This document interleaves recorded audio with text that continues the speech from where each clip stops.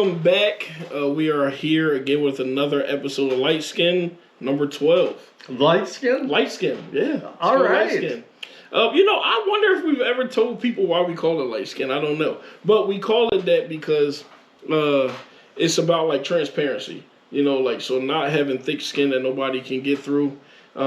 Doesn't mean don't be guarded, but it means just like have a real conversation. I have nothing to lose. I'm almost 70. You know, hey, I feel like I ain't got nothing to lose. I'm 32, so yeah. I'm right there with you. But I'm Pez, and we are here with Dan Russell. Dan Russell. This is our third Dan in a row. So if your name is Dan, we're looking for you to get on the pod. You know, so but yeah, I've been wanting to have you on for a bit. Yeah. He's one of the best guys I know. Well, we always have a lot of good conversation. We play cards together, smoke cigars, other things we won't mention. Okay. Yeah. But yeah, start from the beginning. Tell me about like how you grew up. You know, okay. Like where at? Grew up in South Minneapolis. Okay. City kid. Yep. I had a great childhood. I did lose my dad. I was the youngest of 7, and he died when I was 6. I grew up with an older brother and 5 older sisters. I was a baby. Okay. Yeah, went to school in the cities. Went to UMD. Yep. Fell in love with Duluth. Yeah. Went back to the U for my last year. Dropped out. I haven't told many people that because I always just said I had the degree. Yep, there you go. Saves a lot of money. Yep. And wanted to get back here, and I was reading an ad one day for the Convention Visitors Bureau back in 1979. Okay. And my sister drove me up because I had blown the engine in my car. Yep. And interviewed and got the job. Okay. So that was the DECC at the time? No, that was Visit Duluth. Just Visit It's Duluth. called Visit Duluth now. Okay, yep. In 79, the town was kind of hurting big time. Steel plant had moved out. Things were tough. Yeah. And had a great board, and we had an incredible marketing campaign throughout the 80s. We brought Telly Savalas in with the Duluth Connection, did TV ads, newspaper ads, radio ads for us. Cool. And then we had Franken and Davis, did great ads, the Duluth Answer Man. People go online, they're still, they went on the McNeil-Lair report, and they ran all 4 of them and just howled.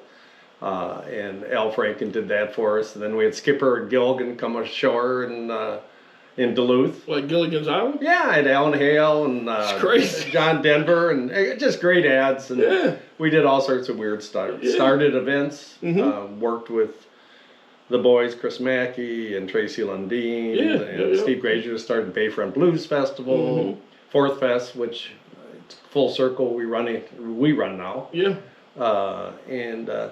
So anyway, they were building the convention center. We got the money, and I went over there. I was hired in the end of '89, and went over to the DECC. Yeah. So I was there 28 years. Yeah, okay. Built a lot of fun stuff. I finished off this first convention center. Added a couple parking ramps. We had an Omni Theater that now is morphed into 11plex. Built another convention center, the harbor side. Okay, yeah. Worked with the city and managed Bayfront Park. The Irvin was already in place, but had a lot of fun with that. Started the Haunted Ship, which has gone over 500,000 people. Yeah, I've been in there. Have some scared kids jumping all over. Love it. Yeah, it's wild. And then built Amsoil Arena. Yeah, which opened in 2010. So you've been here. You've watched a lot of growth just throughout Duluth. I'm gonna back up and then I'm gonna come back to that. Yeah. So. When you were young, had your family ever been up to Duluth to visit and things like that, or was your first time when you came to UMD? No, my dad sold shoes for a living. Okay. You know, on the road. Yep. And he had a sister in Duluth. Okay. Up on Kenilworth. I never came up. First time I came up here is my dad passed away, and my brother and my brother-in-law were in college, and they brought me up to the Gunflint Trail when I was 6. Okay. That summer. And changed my life. Yep. And I've been in the Boundary Waters. I added it up for my wife once, over 200 trips. Yeah, hey, that's wild. So what went into the choice for you to come to UMD? What my best friend came here. Okay, yeah. Yeah. Yep. Yeah. I get that. It was cheap. Yeah. I lived in Torrance Hall. You know, I paid for it myself. Yep. What did you study there? I went into journalism, but mostly I shot pool over in Superior and went to Tommy Burns. And I was a pretty good foosball player. Okay, yeah, typical college life. I could make some money, yeah. I did pretty much what every college kid did. Yep, no, for sure.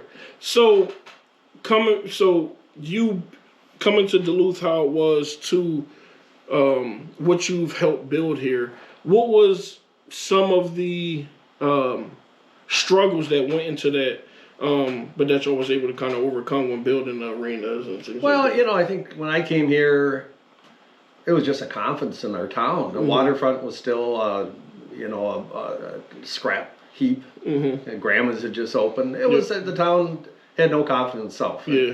When I came to Duluth, people said, "Hey, why would you go there? Why would you go to Duluth?" And now people will say, "Hey, how do I get to Duluth?" Exactly. I'm reading we're a climate refuge city, and but and hopefully the tourism effort was a big part of changing that. It's wow, and then Grandma's Marathon. Pretty soon everybody's running down the shore, and Duluth became a cool place. Yeah.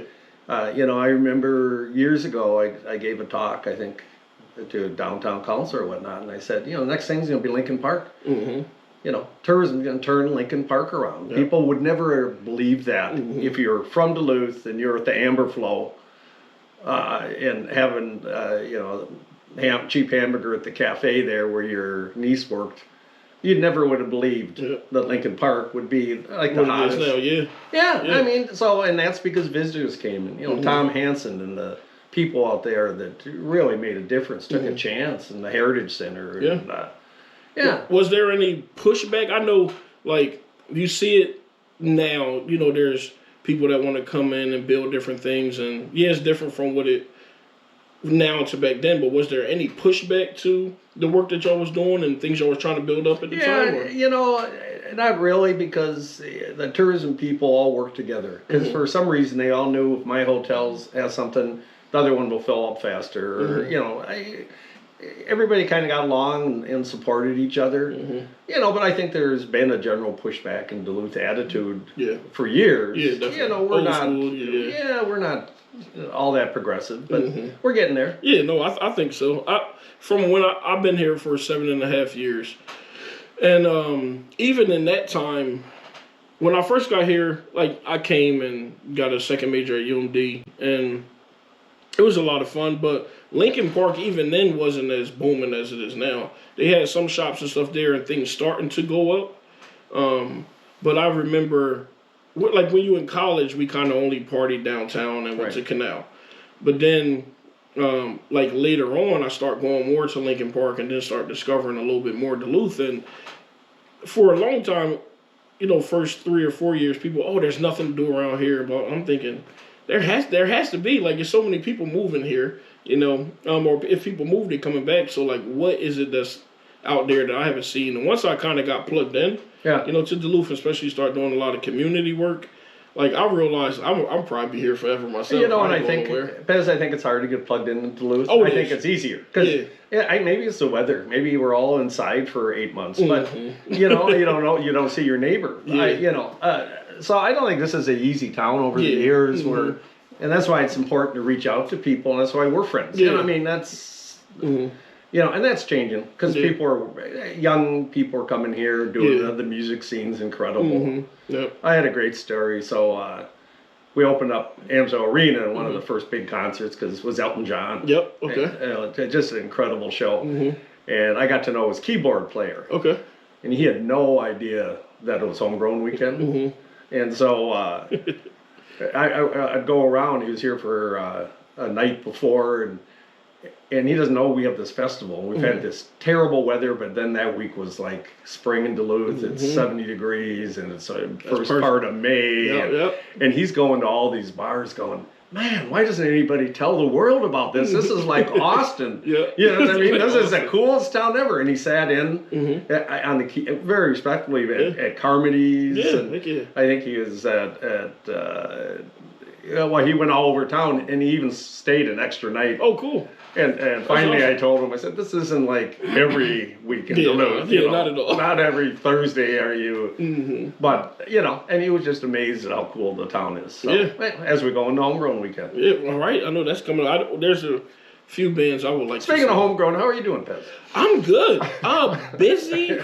Man, we've recently started our own 501c3, so we doing community work, not under an entity anymore, which is a big deal.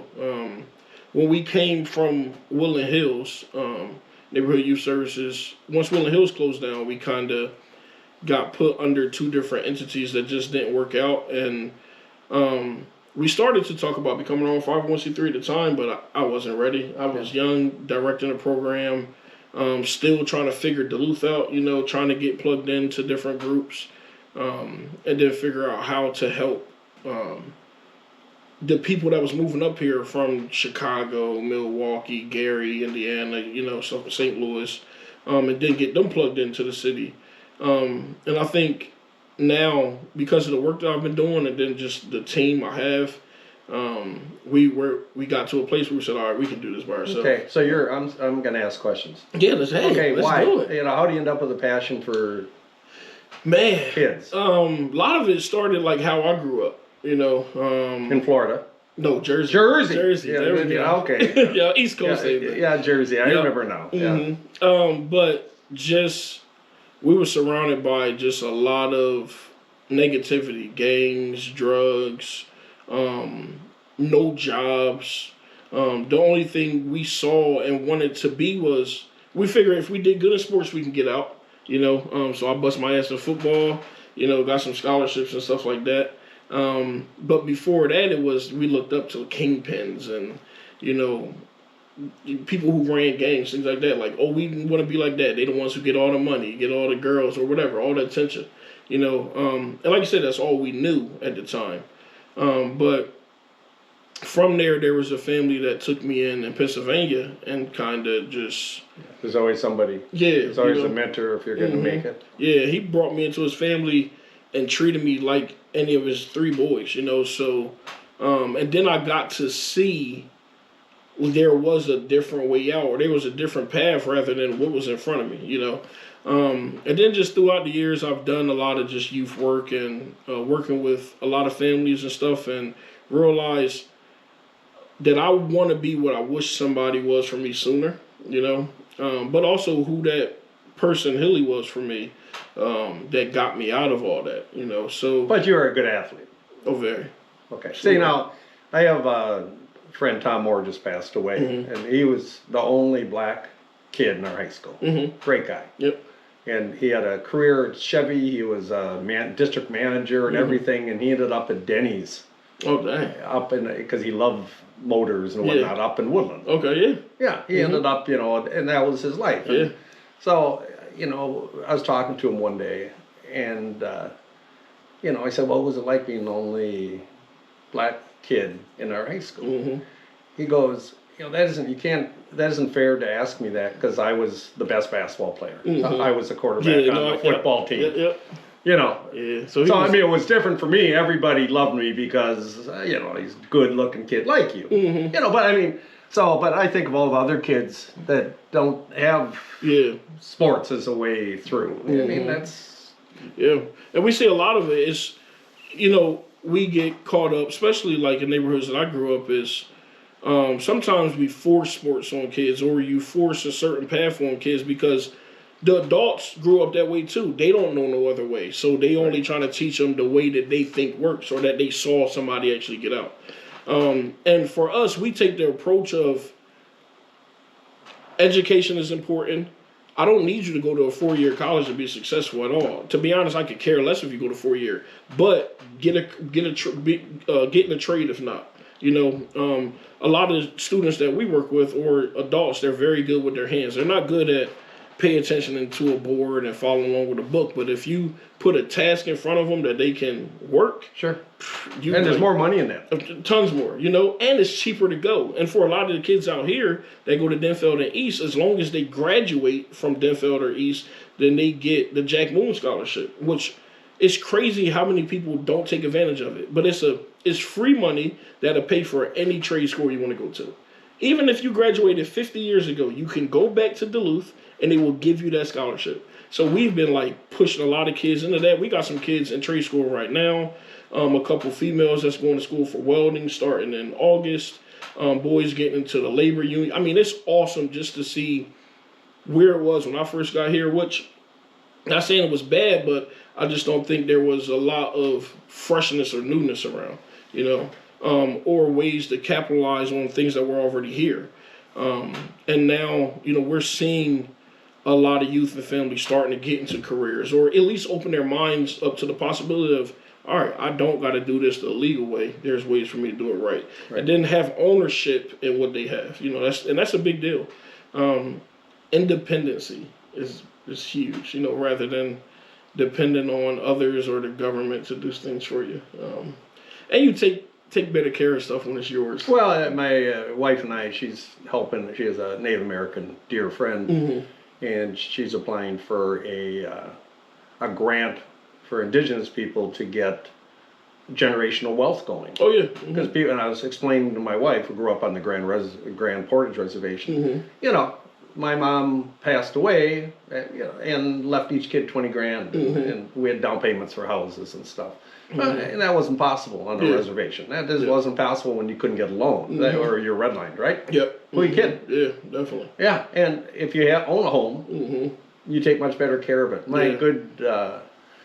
I have a good friend, Richard Howell, one of my dearest buddies in the world, and he's from tough neighbor in Chicago. Spent most of his life in prison. Yeah, he's in Duluth. I met him through Damiano Center. And, and doing a lot of work with Damiano. He's at the roof. I got the roof on it. Yeah, all donated. Awesome. Okay. And then and he's up at CAP, and they work with programs to renovate houses. One was right out here.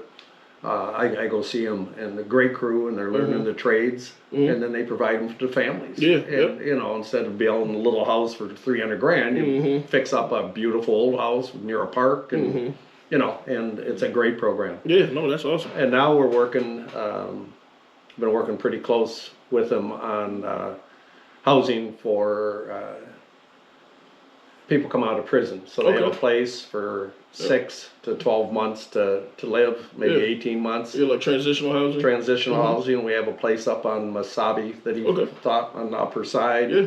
And getting real close to opening that up. Yeah, that's awesome. Yeah, that's cool. We have a lot of fun together. Yeah, oh, that's good. And, you know, we're finding jobs. They'll be down Bayfront, which is my new gig. And yeah. I'm gonna be down there partying. Yeah, so you can only it'll take 5 people, but you know, and it's all through the Project SOAR and the judges and the parole. And kind of here's your chance. Yeah. People don't realize you get out, you hand like a $50 bill and say, go have a nice life. Yeah. What the hell? Yeah, right. What you supposed to do? Yeah. But anyway. Yeah. No, I love that stuff. No, for sure. It is. And I think that's one of the things that keep me around here, other than, you know, just the scenery outside, the people. But it's there is such a need for services for people, and to get them integrated into Duluth. So many places you go to, they sound welcoming, you know, but once, you know, people from inner city, whatever, come into these places, they stick them all in the same neighborhood and say, figure it out. And then they label it as a bad neighborhood. And it's like, well, what the hell you think was going to happen? You know, what can we do to get people integrated into, you know, schools or other education opportunities, help them get good jobs? But it comes down to you one-on-one. Because you have a lot of committees meeting. Definitely. They just all meet and they talk and all that. And that's it. They never do boots on the ground stuff. Yeah. Yep. When do you help? And you can't help everybody, but you can help one person. That's it. Yep. And that's the goal. And we talked about this before of like, do I wish I could help everybody? Yeah. But realistically, I know it's all about individual conversations and mentoring and things like that. And giving this person the attention that they need to help them get where they need to go. Well, I do like small but stuff on the streets with homeless because you know, we go out a few times a year. Yep. We bring meals. Yep. You know, I've been underneath the bridge hanging out. You know, because I don't know why, but it's you know. It beats sitting at a club and you know. I'd rather be. You've seen our poker room, so right. Yep. That's who I want to be with. Yeah, no, for sure. I'd rather do that any day. But you know, I think I've seen enough where it's tragic.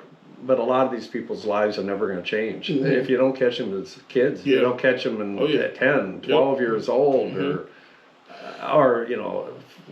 Be sure they have nutritious food when they're kindergartners. I mean, that's where you're going to start changing things. Yeah, no, for sure. Yep, it is. Otherwise, you're just maintaining. You walk into chum and it's just Band-Aiding, you know, problems and stuff like that. Yeah, go out and have a cigarette. And then, but anyway, so if you're going to change it, you're doing the right thing. I appreciate what you do. Yeah, no, for sure. You got quite the reputation in this town, man. Yeah, hey, I'm glad it's a good one. That's the goal. I'm glad you're here. Yeah, for sure. Couple questions for you. So on the flip, what I know I've heard a lot of stories about like just certain shows you've had come through the deck and stuff. What was one of the best experiences for a show? And what was one of the like worst experiences you've had? Well, people always ask me about my best shows, and it's really shows because I don't want to meet anybody who doesn't want to meet me. Yeah. So you know, it's not like I'm taking my picture with Elton John. You know, but a couple of times I took Alice Cooper golfing to Ridgeview. Okay. My best friend, the doctor Canoff, and I took he and the lead guitar. He said that was just really a fun day. John Prine and I ended up friends. Who I love, John Prine. It's just best concert ever. I can't say this in front of you because you're thinking I'm pandering. Yeah. James Brown. James Brown. Listen, I would love to go to a James Brown concert. Oh, James Brown was. You want a show? You just want a show. What was he? He came to Duluth? Yeah, he came. Well, he stayed. Well, that's a whole different deal. I don't know how I can even say this, but we had a young man, Jehovah Witness, that worked for us. Yeah, great guy.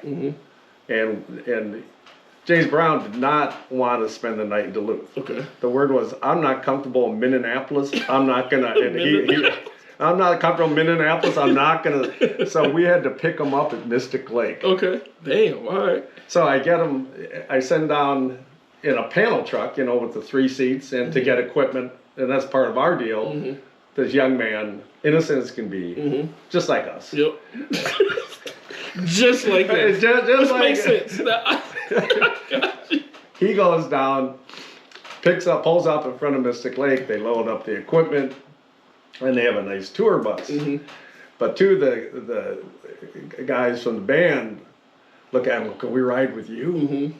He says, sure. You know, nice, right? Yeah. They hop in the front seat and they start driving up 35. And one of them will say, are you cool? Well, he doesn't know what to. Yeah, of course I'm not. Of course I'm cool. Tell ya, he pulled in behind the deck. They opened the door, and I got stoned just breathing the smoke. And then we had to go on his bus and pay him. The judge, who let him off on a murder charge, was his road manager. Oh, that's hilarious. That is hilarious. Okay. So that was a fun one, but and the show was just everything you would. It is a spectacle, music, dancers, just great. Who else was good? Merle Haggard was like the last show I booked. Chris Stapleton actually was the last show I did. And Chris was just so cool. He travels with a school teacher. And he loved our building because we could, you know, have a meeting room for a classroom and then go to Bayfront Park, you know, for a park for recess. And all the roadies and everybody that travels with them, they bring their kids and they go to school. So that was cool. More Haggard, he got on the phone and real down to earth, old school on the bus, and he goes, and we need 2 cases of beer. He goes, 1 for the bus and 1 backstage. He goes, but none of that craft shit. Everybody tries to impress me with their little local craft stuff. He goes, man, I want real beer, like Budweiser, Miller, or something. And he goes, and I want, I'm used to Ludacris's writer and Aerosmith's writer, and we want a veggie tray, but no ranch dressing. What the hell does it? What's with ranch? So it's just fun. But I mean, Aerosmith, Metallica, Elton John, Eagles, Cher. Did you have Snoop here one day? Oh God, yeah. What's the Snoop story? Oh, the Snoop story. Actually, I ended up in court for years. We won. It was Snoop. Snoop is incredible. I mean, he brands himself. I mean, he is. But we had Snoop when he was a bad Snoop. Yeah. Because there's a Snoop walking down the beach doing ads, and then there's a bad Snoop. So we were right in the middle of bad Snoop, and we heard the night before somebody had broke in Omaha and stole his CD collection. And so some of the members that traveled with his entourage beat the hell out of this guy, with the top of a trash can. So I got a call from the manager saying, he's coming to your place tomorrow. You should know that there's charges pending, all sorts of stuff. Okay, so it's all good. Snoop is up at the Radisson. All these white kids in Duluth. It's like and the DJ's up there playing, and we finally call up at 8 o'clock show. We call up at 9:30 and said, get him down here. I mean, come on. This is Duluth. This ain't Chicago, right? Yep. So the bus pulls up, and I put in magnetometers when they got to come through into our building. Yep. Because I think it was the Crips he was. Yeah. Yep.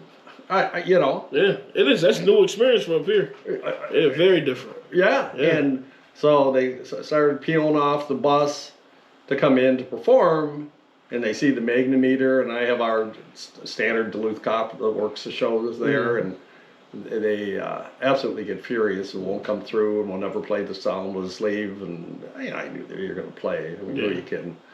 And so most of them turned around, went back on the bus, came off the bus, and came into the show. Yeah.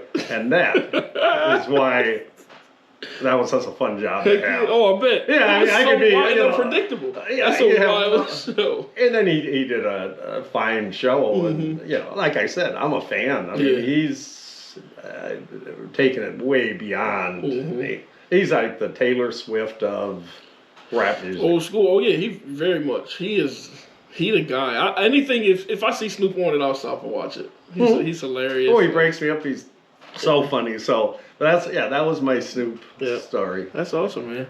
Sure, you got a lot of experience here. One last thing I wanted to ask you about, and Buzzy told me about it, was you helped start. Was it the Berkey? No, Bear Grease. The Bear Grease.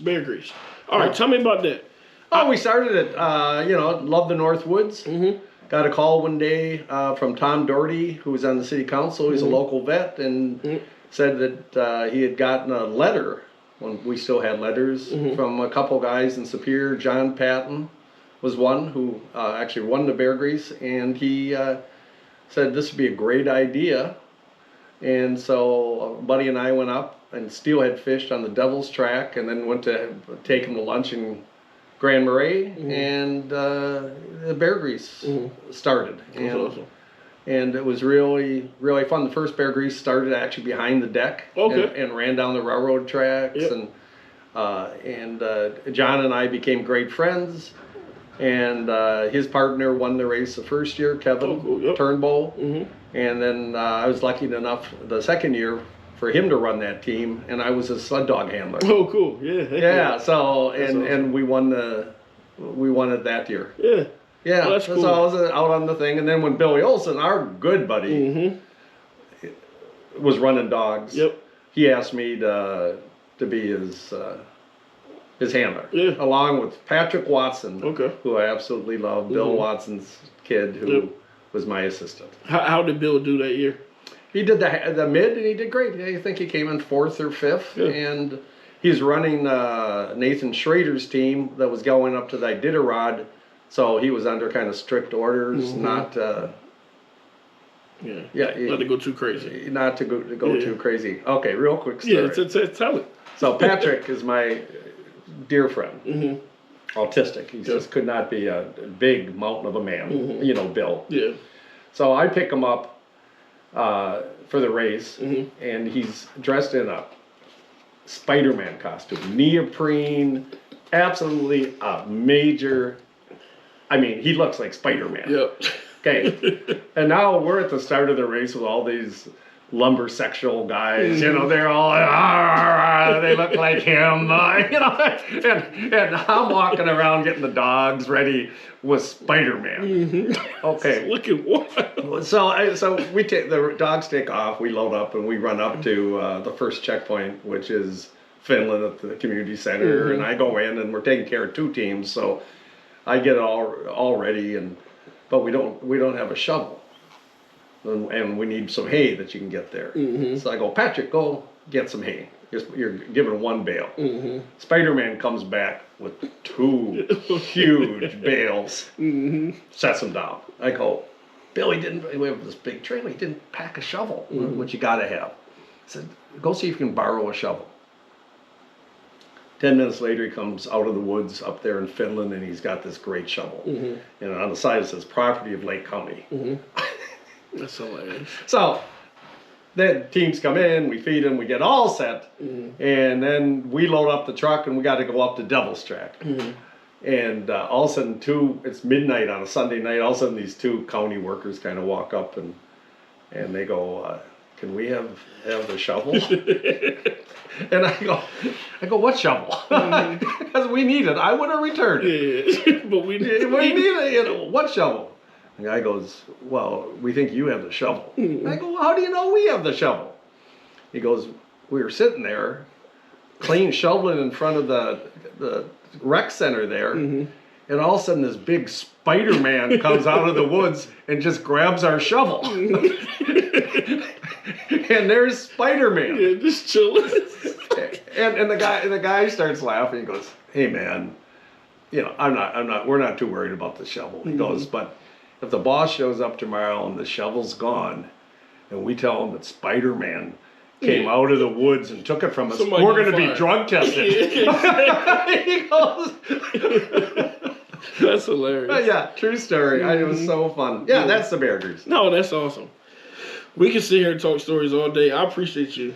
I can't tell you how much fun and the work you do, because that is so important. Yeah, no, for sure. And I also appreciate all the support that y'all even give, and just the confidence to keep doing what I'm doing, and you know, always look forward to our Fridays. Oh God, if people knew.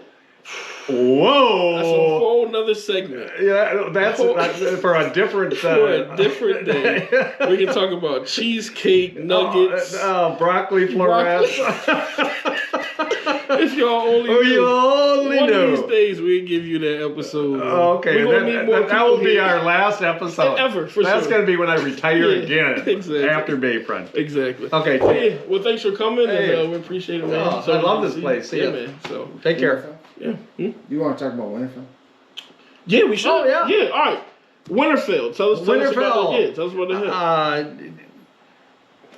The DECC, you know, which is dear to my heart, has some financial issues, and one of the people laid off is Jeff Stark, who's a superstar. Worked for over 20 years, is so knowledgeable, operations, everything.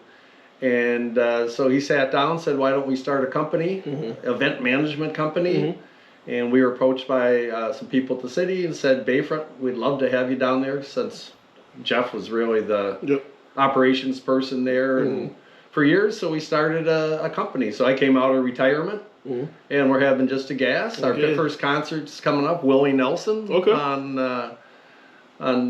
May 23rd. And that's in Bayfront outside? That's outside, Bayfront. Awesome. And, you know, and we have just these event planners were in place, but, you know, Blues Fest and All Pints North and Trampled by Turtles almost sold out. If you don't, it may even be sold out.